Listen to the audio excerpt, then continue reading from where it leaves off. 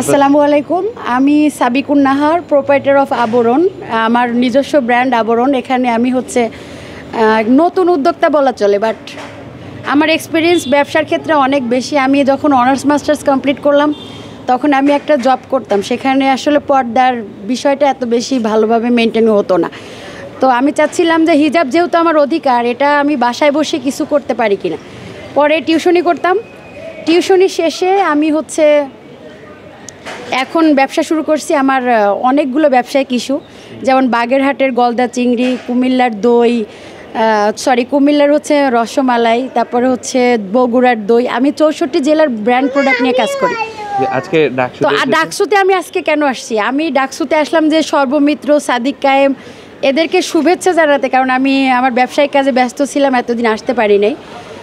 আমি কুষ্টিয়াতে বেশিরভাগ সময় থাকি আর ঢাকাতে এক সপ্তাহ করে থাকি।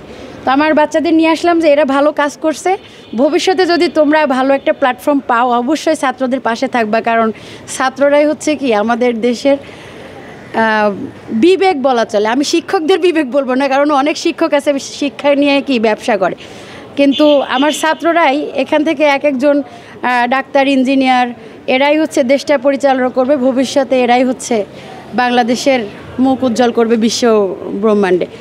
ভালো থাকেন, সুস্থ থাকেন, আর সবাই ডাকসুর জন্য প্রে করেন, কারণ এবার শিবির প্যানেল থেকে যারা জয়ী হয়েছে আমি চাই এরা ন্যায়পরায়ণতার সাথে কাজ করুক, এবং এদের কাজগুলো আমার ভালো লাগে বিধায় আমি এদের সঙ্গে দেখা করতে আসছি। সর্বমিত্র আমি তার অনেক বড় ফ্যান, দেখা হলো না, আমি চলে যাচ্ছি।